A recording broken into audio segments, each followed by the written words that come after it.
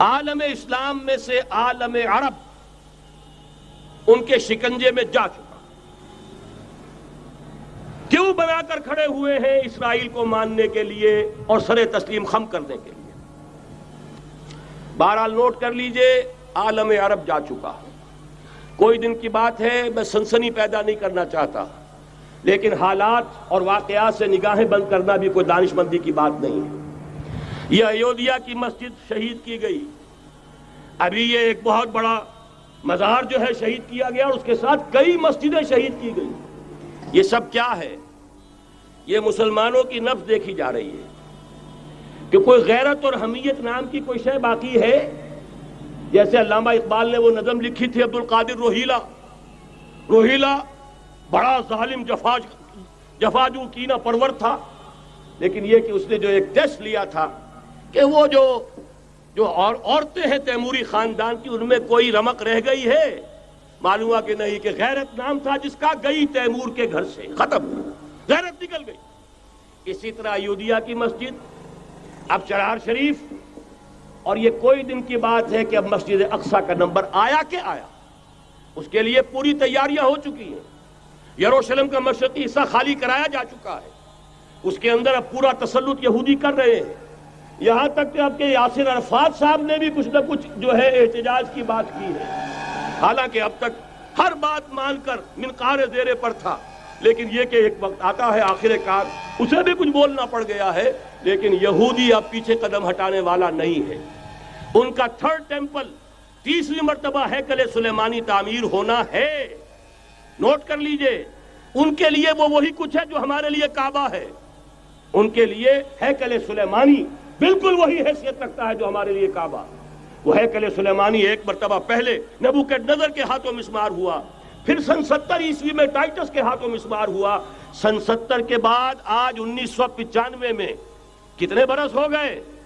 پورے 1925 برس ہو گئے کہ ان کا کعبہ زمین بوس پڑا ہوا ہے. اب تک تو ان کا بس نہیں تھا، اب تو بس ہے کہ نہیں؟ اب ان کی حکومت ہے کہ نہیں؟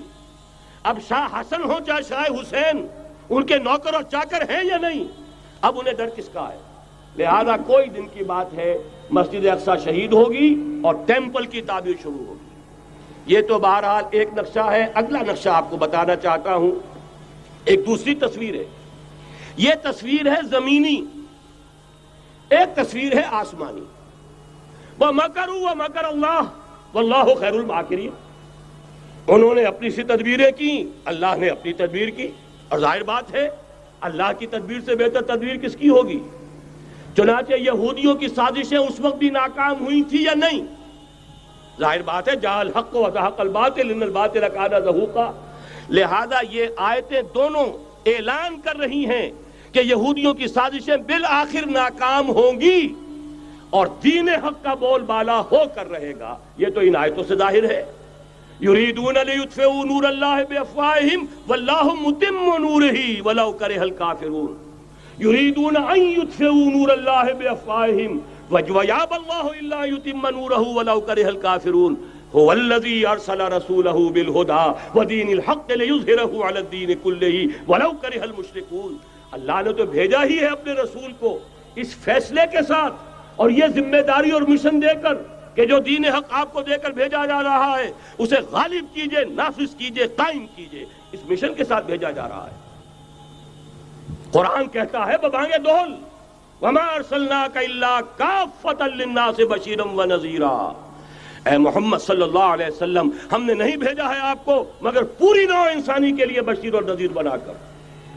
تو جان لیجئے کہ یہ مقصد بعثت محمدی صلی اللہ علیہ وسلم بتمام و کمال اس وقت پورا ہوگا جب کل عالم انسانیت پر، کل روئے ارضی پر اللہ کا دین اسی طرح غالب ہو جائے گا جس طرح کہ محمد رسول اللہ والذین معہ صلی اللہ علیہ وسلم ورضی اللہ تعالی عنہم اجمعین، ان کے ہاتھوں سے، ان کے ایثار سے، ان کی قربانیوں سے، جن کا نقشہ آپ کے سامنے مولانا کھینچ چکے ہیں، ان کے احسار، ان کی قربانیاں، ان کی محنت، ان کی جفا کشی، ان کی سرفروشی، ان کے جان تن من دھن لگا دینے کے نتیجے میں جیسے اس وقت غالب ہوا تھا کل روئے ارضی پر غالب ہوگا، تب کہیں جا کر مقصد بعثت محمدی مکمل ہوگا.